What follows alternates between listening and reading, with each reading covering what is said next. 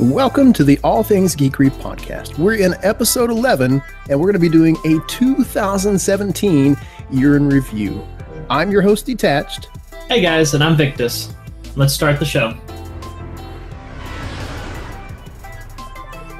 All right, guys. Well, I just want to say a big thank you to all of our community for joining in. Thank you for listening to the show. Thank you for the continued support. You guys have absolutely been a rock star group, so thank you again. We really appreciate you. Well, it has been quite the year. We've had a lot of ups, a lot of downs, a lot of away from gaming, a lot of family time. We've just kind of been all over the board this year, it seems. I actually had a big thing happen. We'll get to that here in just a little bit, but our 2017 year in review is going to be starting with gaming. We're going to be doing a quick high level of basically our 3 favorite games of the year. Mine, yes, out of all, is still Lord of the Rings Online. I won't lie. It is going on 11 years old, for crying out loud. I mean, it's an MMO that started 11, almost 12 years ago, honestly. And it's still one of my favorite games to play. You and those 5 other players. With those 5 other players. Now, I do have to say, the game itself, when you log into it and you actually jump in, you kind of look at the graphics and you're like, why do I still play this? But it's the story. I'm a sucker for the story. With any game, as you guys know, I'm a big story freak. I love stories with lore. I love rich story content games. You could give me the best game in the world all day long, but if it does not have a story, I will not play it. Yeah, with story, that goes right into one of the games that I played. I should say more of an arrow story, very linear, is Doom. I picked it up day one and didn't play it for the longest time, but I got back into it, and man, was it such a callback to classic first-person arcade, original Doom, all the original shooters that started the genre. But also playing it I was able to play it at max graphics. Oh, gorgeous game. And hey, you know what? It's always awesome to be able to take a big gun and go shoot demons. It's fantastic. Or you get a power-up and you can rip demons in half right there. Blow stuff up. That was the whole thing of it. You get a lot of guns and you go shoot things. That was the main event of the game. And it had a decent story thrown in there. And then capped off with it, it has an extra collection to it. That I'm a big collection freak when it comes to games. And so going through and trying to complete and find every little tidbit about the game itself. It has a good lore backstory to it that kind of delves into everything you find, adds to the story itself. Definitely one of the top games I played this year. Yeah, so I'll be honest. I haven't touched Doom except for the demo. I actually kind of stayed away from it. I played Doom out the yin-yang when it first came out back in the day, and I kind of followed the old school Doom, and of course got into Wolfenstein and those others, and just really kind of got burned out a little bit on it. I got really heavy into like your big MMOs and even your RPGs.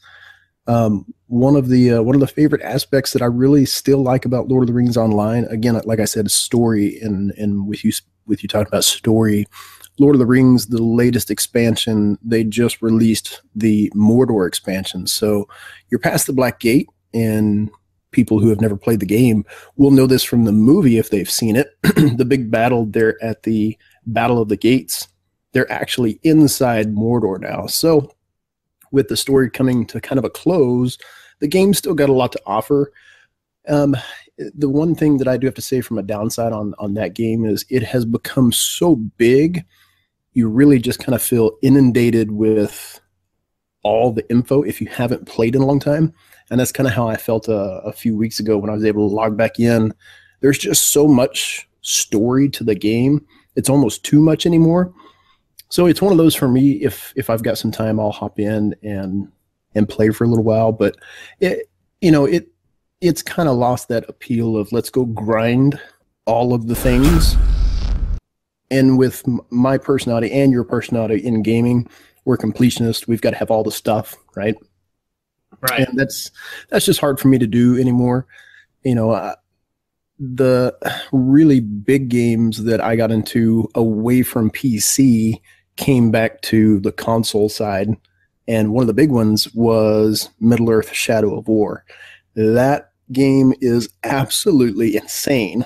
Again, we're talking about Lord of the Rings. I cannot go with it in an episode without talking about Middle-earth or Lord of the Rings, can I? I'm about to say they just better be prepared that, you know, this is going to be basically a Lord of the Rings episode. So continue on. We're just going to have to do a Lord of the Rings episode. That's what we have to do. Yeah, Middle-earth: Shadow of War. Talion takes up his sword again, and you know the graphics. It's that kind of game that you start it, and the story is so rich that you want to get into it, but the graphics are so good you just want to kind of explore and see everything. So that's really kind of where I've been able to spend my time. What little of it I've had, but we'll get into that shortly. Yeah. But on the opposite side of story games and those that are involved in first, you know, either single players or MMOs where you collect stuff, you build up your character, you have the opposite spectrum, which I've just recently got into and absolutely loving the game, is battle arenas, PUBG. Somebody finally got me hooked on it. They said fine. They begged me to play it, so I got into it. And man, is it an addicting game.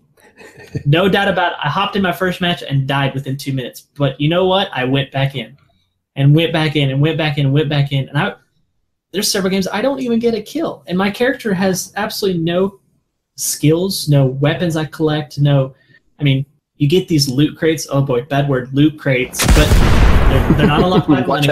Watch out. They're not unlocked by money. They're just, every match you gain this in-game currency and you unlock cosmetics. You'll get a shirt, and they're horrible cosmetics. You'll get a tank top, you know, or a wife beater, you know, one package, and you've spent 5 games getting the package. That's all you get. So it's like, oh, okay.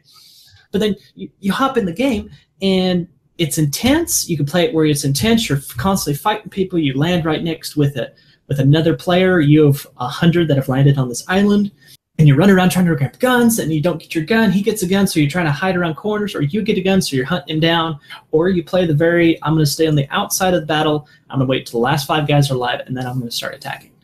You know, it's all about the different strategies, and I'm going on 30, 40 games now, and first 30, yeah, I sucked it up. There was a lot of games I go in there, and I got ran over by a car. I got killed by just getting punched. I killed myself with a car, but you know, and then you start looking at strategies and everything, and then you get your heart beating when you're in the last 5 and you're waiting for people to find it. It's addicting. It is really addicting, and I see why it's become so big in just a short period of time. So I haven't played PUBG, but I've watched quite a few of our little group of friends, and one of them in particular has been kind of egging me on to get it as well, including you. But yes, it is. Everything that I've seen from it, it's all strategy. You've got to make sure you're working with your teammates. But there's plenty of these games that I see these guys that are really good gamers. They know what they're doing. They'll go in and, like you said, 0 kills, and they're just getting trashed. But I think the funnest and kind of what I liked about the game the most is you dive into this specific area, and you've got to basically loot the buildings, the cars, the people that you find if they're dead. You've got to pack your bags, per se. And then over a specific amount of time, that ring kind of shrinks, and now you've got a smaller area, and everybody has to get closer and closer and closer, to where I was watching a match one day, and literally these 2 guys were circling around a tree at the very edge of this island. And they were trying to figure out how, you know, where are they supposed to go and how are they supposed to kill each other if one's on the other side of the tree. So I think PUBG and things like Fortnite, I don't know if Fortnite, what I've played of it so far, they're basically the same game. One of the Fortnite is just a cartoonish version of PUBG, but you get the building aspect of Fortnite, and that always intrigues me. I love building games. Anything that you can build, like Minecraft. Minecraft was very intriguing when it first came out to me. I played it all the time, built all kinds of stuff, and just kind of fell away from the building games for a while. But Fortnite, really kind of attracted me back into that building realm. Yeah, and it's a different style when you introduce that type of mechanic into a battle arena. I mean, for all intents and purposes, it has everything in the exact same style as PUBG. Some even call it an outright copycat, but we won't get into that. So, I mean, you have those that call PUBG the true battle arena because you're not building anything, you're not doing anything. It's more realistic. I've heard that term used a lot with PUBG because it's based around, people see it very similar to Arma, and people love Arma because of the realism of you grab a gun, you shoot a guy in the head, and he's dead. No doubt about it, he's gone. You know. Then you switch over to kind of the same thing, but still it's more cartoony. You have the funny stuff thrown in there with Fortnite, like your mobile bushes, or you're building a wall around a person and you trap him inside and he can't do anything. So each to their own. Right now I'm playing PUBG. I may try out Fortnite one of these days. We'll see. Yeah, so I don't own Fortnite. I played kind of the alpha when it first and the beta when it first came out. So I got a little bit of game time in there. But honestly, the biggest thing that has consumed my time isn't gaming, of all things, because I haven't been on the interwebs. Like I said, we'll get to that here in a little bit. But a good little transition point here, I'm dying to talk about it, is Destiny 2. One of the biggest games of this year actually got dropped right when all of my life stuff happened, and basically got to play about a month and a half just at home, nothing to do. And when it first dropped, me and you got to play the beta. Mm-hmm. And we had a blast. There was so much good stuff and good content. We played on the PC, and I absolutely loved the PC. Everything that they did with the graphics, the movement, just the whole bundle that we got, I loved. The console version, I still love. I think from a competitive standpoint in Destiny 2, the PC is really where it's at because of the movement and a little bit more of the competitive nature of people are on PC anyways. From a game standpoint, Destiny community is all in uproar right now over a lot of things. Yep. We won't chase any rabbit holes or fall in any pitfalls right now. But all in all, Eververse. Oh, sorry. Yeah. What? Yeah. I think here. I'll just lay it on the table. Bungie made a mistake. They sold out to Activision. That was their mistake. Activision, all in all, they're money hungry, and I think with them leading Bungie, that's where a lot of these decisions came from. And you can kind of see that with the direction that Activision went with most of their games. It was, hey, pay this money for this game, and then pay on top of it for all the boxes and loot pieces and all the other things that should be open in the game anyways. Bungie has addressed a lot of those things that people have talked about. I think Bungie is still very intuitive to what their community wants, needs, and I think they've reached out to their community in specific ways. There's some people inside Bungie that I think still honestly care about the community and what they want from a game. And I think Destiny 2, they've already kind of said, hey, we've got a list of fixes and things that we want to do in the game, so we're going to be pushing that stuff out. We're all on holiday break. A lot of the gamers and YouTubers, streamers, they're on holiday break right now anyways. But I think people kind of got in a big uproar, and they just kind of fell back and said, hey, it's Eververse's fault the game is in this state. There were a lot of things, honestly. So all in all, Destiny 2, top game of the year for me. I've put a lot of hours into it, and a lot of time making content as well, and a lot of time spending time with friends and just being able to get in and play some matches. It was it's been a good time this year. Yeah, absolutely, and right there with you. And time for time and hours spent on a game, Destiny 2 is the top game for this year for me, or Destiny as a whole. Ending the year with Destiny 2. It has a social aspect where everybody hops on. Hey, you run a strike. Okay, let me hop in with you. Oh, let's go farm patrols. Or let's just go hang out at the tower. has that aspect to pull you back in. Whereas these other games, you're playing single player, you're playing by yourself, or PUBG, you don't have that, hey, what gear did you get? Or, oh, did you just get that gun drop? Stuff like that. And you have that Destiny, so that's what keeps pulling us back. And especially if you have a group of people, that group of friends like we have that we play with, it's what keeps us playing Destiny. I don't think I would be playing Destiny. I probably would have quit a little while ago playing Destiny 2 if it weren't for that I had a group of people to play with. And that's what currently they still help and move along, because now they've even included clans. And so you're helping out your clan level up, which is a boost to keep you playing. Hey, can we get our clan up to level 6 before his next season?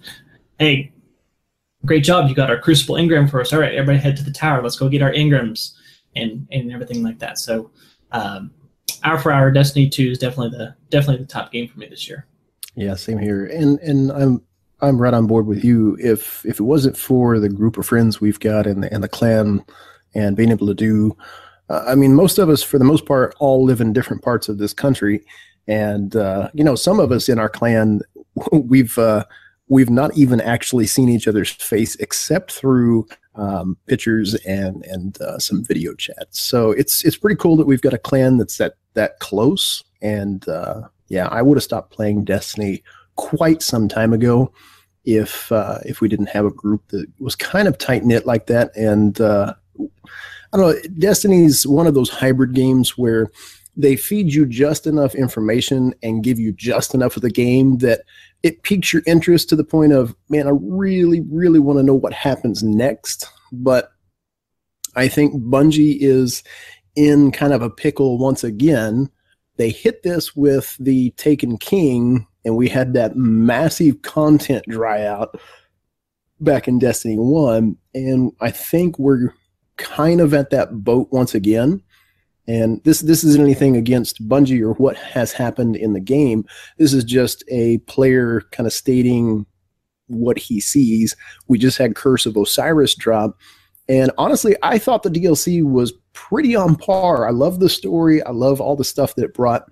It really kind of incorporated the new adventures and kind of took that piece of the story and gave us something to make our grind a little more worthwhile. A lot of people complained that it just wasn't enough content. There weren't enough things. But, honestly, we've got a new DLC that's kind of poked its head up now, and there's a lot of leaks and different things that have come around. But if the leak is true, the new DLC is probably not going to be out till May of 2018. We're in December. That's 5 months of the same thing that we've got right now. So Bungie's kind of back in the same boat of we're giving long times before DLC hits. So either there's other events that they've got on those 5-month time frames, and there's going to be things rolled out like the mini events, like what the Dawning is right now, or I don't know, something is going to have to be updated in Bungie to keep everybody's attention. But again, I still think it's going to be going into 2018 of probably one of my top games. And, on the note of Destiny, we can get right into our top events of the year, which was probably our first convention that was Guardian Con. Guardian Con! So, for me, first convention ever go to, there's been some local ones or even the big ones throughout the year, PAX, E3, any of those. And decided, since we played Destiny a lot, and this one popped up, and it's getting bigger and bigger exponentially every year. Decided to let's go to Guardian Con, and with that, we also decided to do some cosplay. Yes, we did decide to do some cosplay, and I have to say it is all your fault that I am being drugged to Guardian Con once again this coming year for 2018. Oh, my fault. It's all your fault. But I do have to say my very first event ever as far as a cosplayer, and even one of the big events. I've always wanted to go to one. We've just never made that step in saying, hey, we're going to set aside some cash. We're going to go this year. We've just never done it. And it was an absolute blast. Threefold for me. One, it was just the overall experience of the event. I had kept track of the Guardian Con but never really followed any of the organizers or what they had done up until about a year ago. And when I heard that they were going to be doing the St. Jude support, that really kind of tugged on the old heartstrings. You start raising money for support in that way, and you can rally up a community pretty quick. And the gaming community is always very interesting. You've always got your top level community, and you've got your bottom level community. And you've got some toxicity on that bottom level that can happen pretty quick, and they get a little curmudgeonous when you start talking about forking over money and supporting specific things. But in order of Guardian Con, they've done a really, really good job. If you guys out there have never thought about a con or looked at one, definitely, if you're a Destiny fan, check Guardian Con out, because it is pretty legit. It was absolutely one of the big highlights of the year for me. It's all for the little lights. That's kind of the big bonus point for Guardian Con. With the St. Jude's and raising the money for St. Jude's, they have the fundraiser beforehand, the big stream event that goes on for multiple weeks, a week or so. I want to say it's at least 2, if not 3 weeks. Yeah. Basically, they send out an invite to all the big streamers out there, and they some of these guys were doing 24, 48, 72-hour streams. Basically, every hour on the hour, they had some type of gameplay, whether it was Destiny or others. And as the community, they would just invite people into the chat rooms, keep up conversations. And over that period, what was it, $2.5 million that the event raised for St. Jude's? Yeah, I think actually next year's goal is $2.5 million, because that funds St. Jude's for a day, I think it is, and then we raised via that main fundraiser like $1.5 million, which was recognized as the biggest fundraiser for a event this year. So from a convention. Yeah, mind-boggling. Just the fact that it took that much money to run that hospital for one day, because again, St. Jude's doesn't charge the families for their children being there, which is amazing. The amount of support that hospital does for kids and families, it's mind-blowing. So that's another reason that I like supporting Guardian Con, is because of the cause that it goes for. Like I said, it's all about the little lights. So I'm anxious to see the theme for this year and what they do with Destiny 2. As far as cosplaying goes, that was a huge highlight for our year. We got to spend countless evenings whittling away. Countless.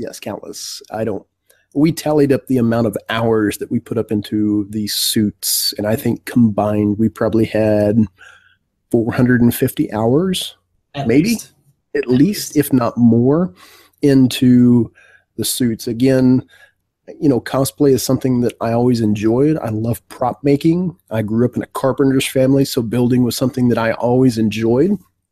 So a big event came about. We had a chance to, 1, support the kids, 2, do something that we loved in building, and 3, it was all about a game that just kind of stole our hearts away and really brought a really cool story to the community. I decided, as always, a hunter is what I mained in Destiny. For whatever reason, that just seems to be the class in any game of MMO I've always gone for, is kind of that ranger, bow and arrow, stealthy, sneaky, best in class. You just had to go with the Titan. I think the best class in the game. So big armor over compensation. Yeah, I mean, the whole experience of building up for Guardian Con and doing the cosplay, starting from nothing. You start cosplaying, you have sheets of foam, knives, and glue. Foam mats. And foam mats.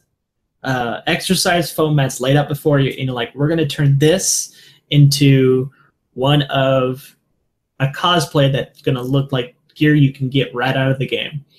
And there were some days, I was like, can we do this? Are we really going to be able to do this? Especially there's time crunches and There were a few days that we were sweating big time. There was. But then, you know, the last couple of days as you're applying the paint and you see the pieces come together, you just stand back and you go, wow. Yeah, it really, you get to see what you created.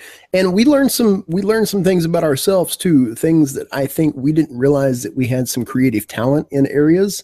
I kind of learned something about myself that I actually turned out to be a pretty decent painting and weathering artist. Yeah, I did not realize, but I just kind of had the eye for it, it seemed, and I enjoyed doing it. And I think that made the whole difference. It doesn't matter what you're in, whether you're gaming, whether you're a writer, whether you're a podcaster. I don't think, as long as you enjoy doing it, you're going to make it excellent. And I think we found something that we really loved doing. The cool part was kind of seeing the finished product, like you said.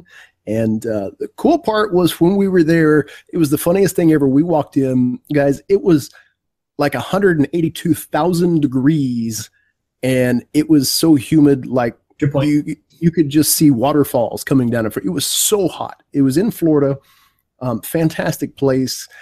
Basically, we decided, hey, we're just going to hang out, let this gigantic line of people come through, and then we'll get dressed and go inside. And as soon as we walked through the door, we had the entire convention like flood the area for pictures.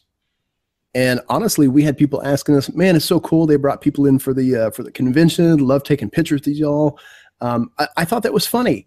The suits turned out way better than I could have ever imagined. Mine is actually, it's almost intact. There's some things that kind of fell apart during our move. Yeah. But that was really my first cosplay build ever, and I learned a lot of techniques. And I've got a new suit planned for next year, but I don't know if I'm going to have time to be able to put it together. Yeah, I mean, the whole experience of being able to, you know, have this cosplay suit of, you know, for me personally, that was a whole kid aspect of me. I've always wanted to, you know, as a kid, you know, dress up as a Power Ranger, or Halo came along. Hey, I want a Master Chief armor. But now Power Rangers. I did. And being able to finally create the suit and walk in there, and you are now your own guardian. That was the surreal moment. I created myself from Destiny.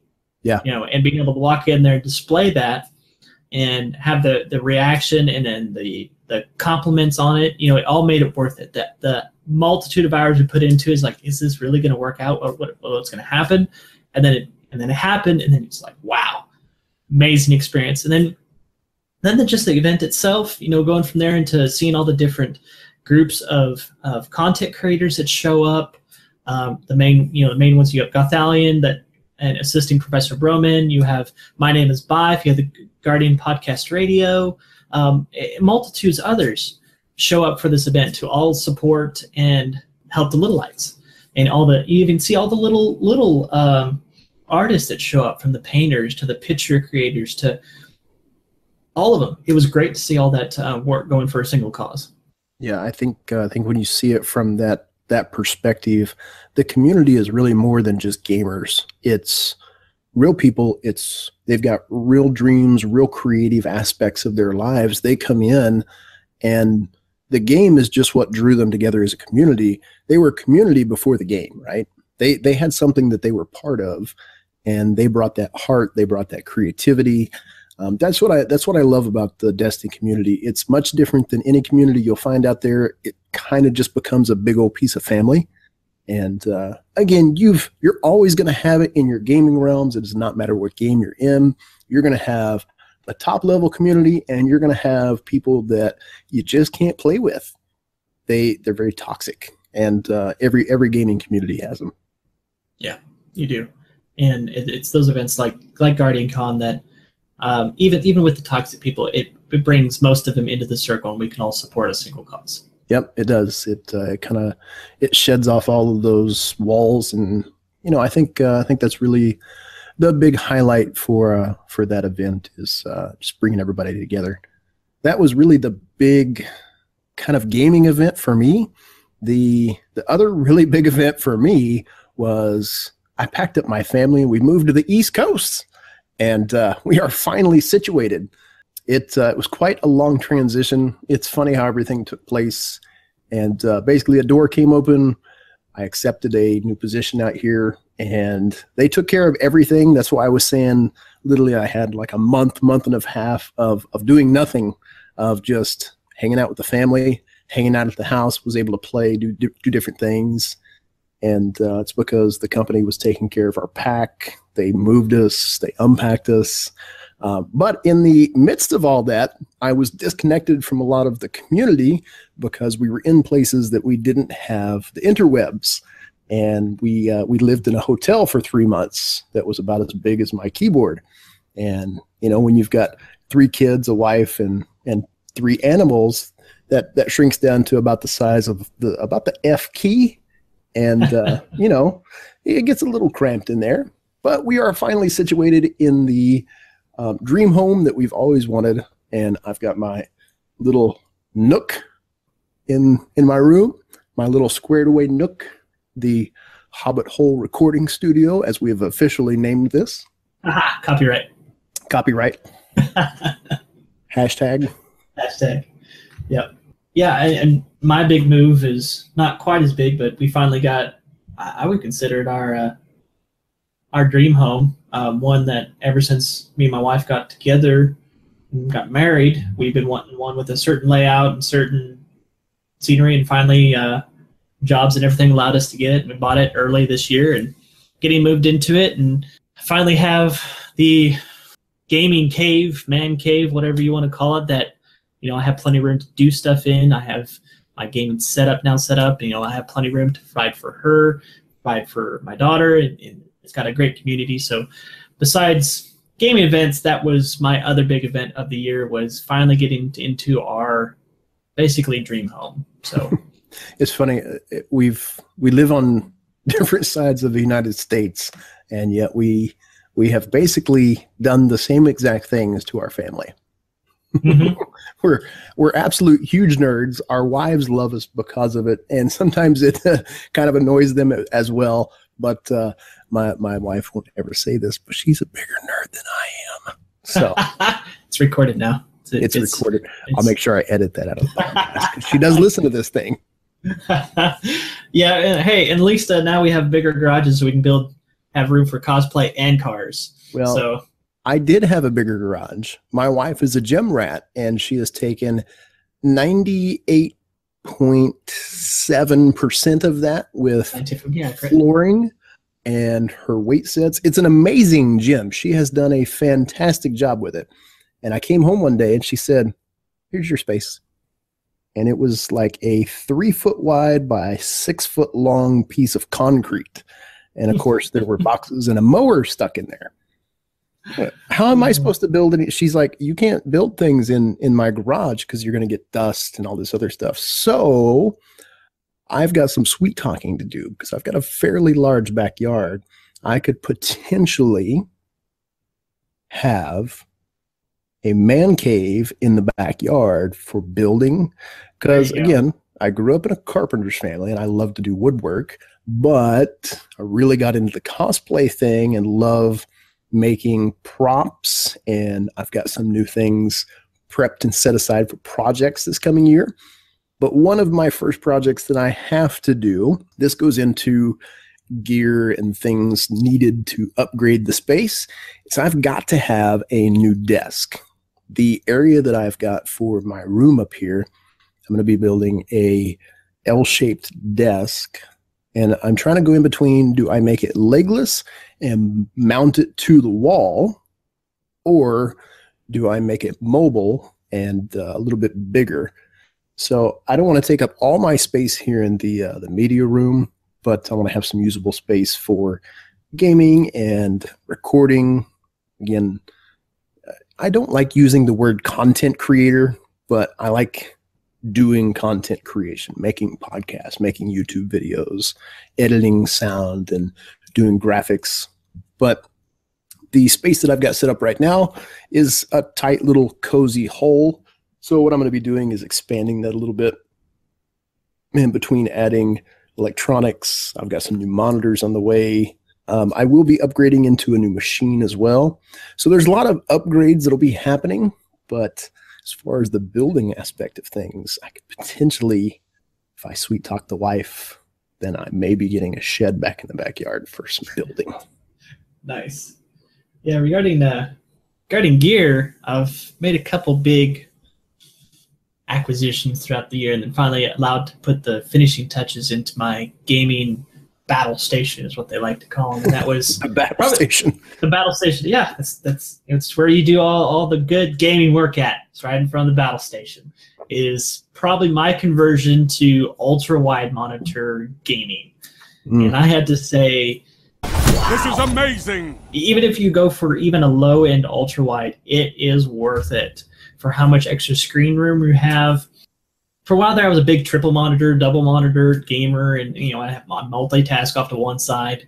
And yeah, it's all well and good, but except for you're dealing with bezels, you're dealing with incomplete screens. But on the ultra wide, you can put it one single game on there, and you have so much viewability, and the immersion goes up tenfold for the game.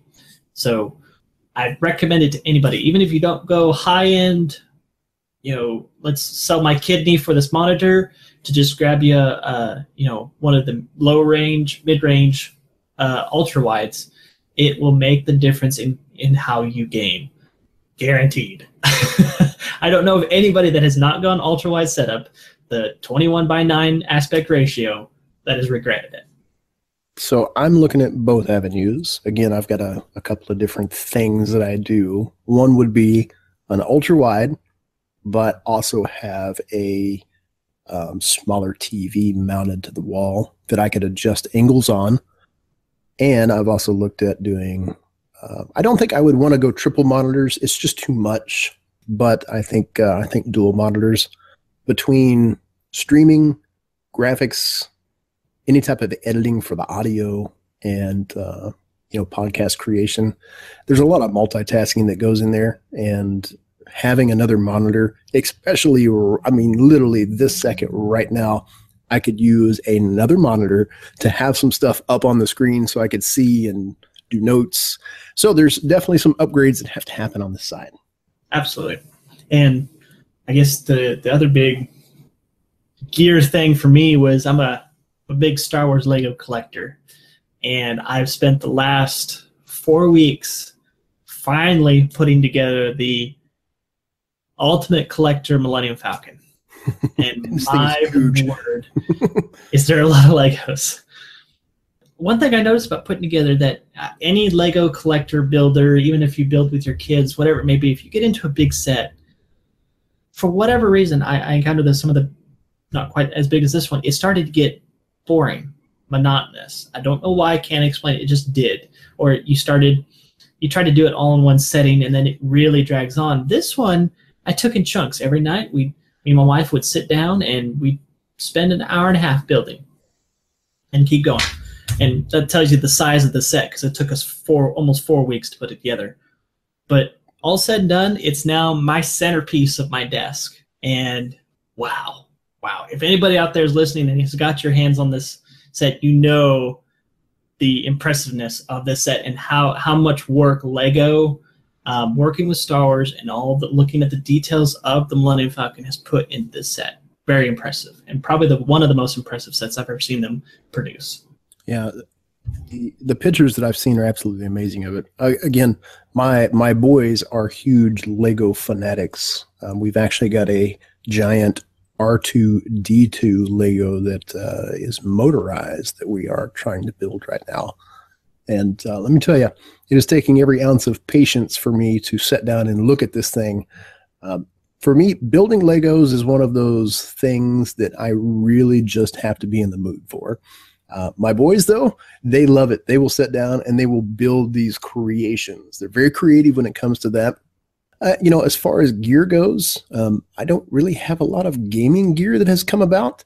Mine came from the house.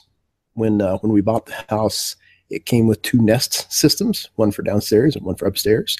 That has been amazing, controlling your air from your phone. I know it's first world problems, but sitting in your media room, you're nice and comfortable. You got your cup of coffee or whatever drink, and you're watching the show, and you're like, man, I don't want to go and turn up the heat. You just open your phone and hit the button a couple of times. It's amazing.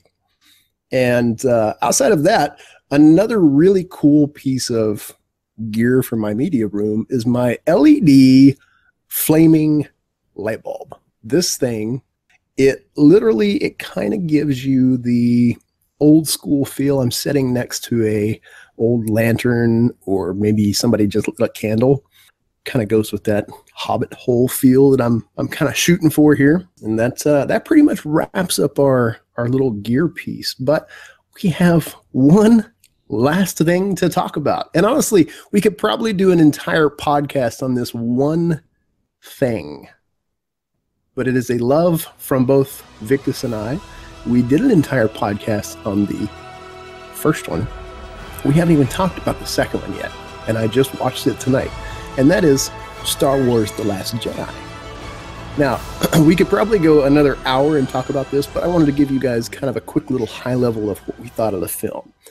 We've got a group of guys that actually started a chat message for everybody who has seen the movie. And they literally invited the entire group and started chatting about it and talking about it without everybody seeing the film. So me and Victor were like, notifications need to be turned off. Oh yeah, I instant left that group chat like so quickly. Yeah, because I was the person, I didn't watch trailers. I watched the very first one, the one that was all hyped about it. You know, we did the video about it, and that was it. I stayed away from everything else. I almost went completely internet black as it got close to last week before the movie released. Didn't do a darn thing. And I'm very glad, because I was in that 3-month transition, so I didn't have connection. So literally, I kind of went into the movie with I don't know anything about it. And it was great. Yeah, even though I'm sure everybody that either plans to go see it or already was planning, or maybe on the fence, or seeing some of the stuff from The Last Jedi, you're seeing negative, you're seeing a lot of positive. We're not seeing a whole lot of everyone. What I suggest to everyone out there, just go see the movie. It is your own opinion, and you will have your own opinion of it. There's people out there that go, it's a movie, I liked it, that's it. Okay, great. You'll just have those out there that, like me, I thought it was amazing and it was a life-changing event. But, besides the point. But I suggest anybody, just go see it. Don't look at people saying it's a horrible movie, or it's a great movie. Go see it. Go watch it. Enjoy it at least that one time if you do, and don't spoil it for yourself. I think both me and Victus, we purposefully stayed away from things like that because we wanted. Here's the thing: both of us are Star Wars nerds. We love the lore. We have read pretty much every book you can think of from a Star Wars aspect, and we knew the original canon and even some of the extended canon. So a lot of people that are in that boat had these preconceived notions of where the film was going, what it was supposed to do, who Snoke was. P.S. There are some spoilers coming, so if you are still listening and you have not watched the film, turn your audio off. If you didn't know who Snoke was, the second film is still not going to tell you, because guess what, guys? He really doesn't have a big role in the film. And everybody in the boat of building him up to this grand master, and he was Palpatine's master at one time, and forget all that business. They went a completely different direction in the film, and I absolutely loved it. The coolest scene in the movie, to me, out of everything, was in the very end. Luke talked to Ben at the end scene, and he said, "Strike me down in anger and I will still be with you." And that right there told me, it was almost reminiscent of him and Vader, when Vader was, basically at the peak of his dark side, but he saw his son, and his son was so angered with basically falling to the dark side. Vader told him, strike me down in anger. And you had Palpatine there, you had the Emperor there kind of coaxing them on. And Luke said, "Look, strike me down in anger and I'm still going to be with you." And the coolest piece of that is it was a force projection. Luke wasn't even freaking there. And that was the coolest piece of it. So to me, this entire movie was done spot on. I love the story progression and where they went with it. And all in all, it was a passing of the baton. You've had 35 years, if not more now. I don't remember when the first film came out. What was it, 78, 76? Or the fourth film, I should say. So basically, Jedi and Sith Wars and Star Wars material coming out. It was time for a change. That old Jedi Council, and everybody has probably seen the trailer where Luke says it's time for the Jedi to end. He explained why. Basically, the Jedi tried to take something that wasn't theirs to control, and they tried to control it, make it secret, hide it away. And really, Luke kind of experienced that on that island. He figured out really what the Force truly was, and that there was no controlling it. And it was people who could tap into it. Either they had it or didn't. And unfortunately, the sad thing with a lot of people, I think they're gonna see Luke and they're gonna look at him and go, he turned into this old crotchety hermit of a man who tried to basically stow himself away. Look at what happened to Yoda. Look at what happened to Obi-Wan, Vader. I mean, look at the path of what has happened to the Jedi in general. All in all, it became pretty implosive, what their council had set up originally. So all in all, I love the film. I would definitely recommend it to anybody that is a true Star Wars fan. And like we said, don't go read the reviews before you watch the movie. That's just dumb. Yeah, I mean, it is definitely a different take on how Star Wars movies have been done so far. Kind of goes against the grains in some areas, goes with the grains in others. But it's those points where it goes against the grains that I think it completely polarized the fan base that's been so vocal, both on the positive side and the negative side. And that's why you see so few people that just go, it's a great movie, and then stop from there. They don't say what's really good about it. They don't say what's really bad about it. They just, it's a good movie. It was, to date, still one of, it's been one of my favorite Star Wars films.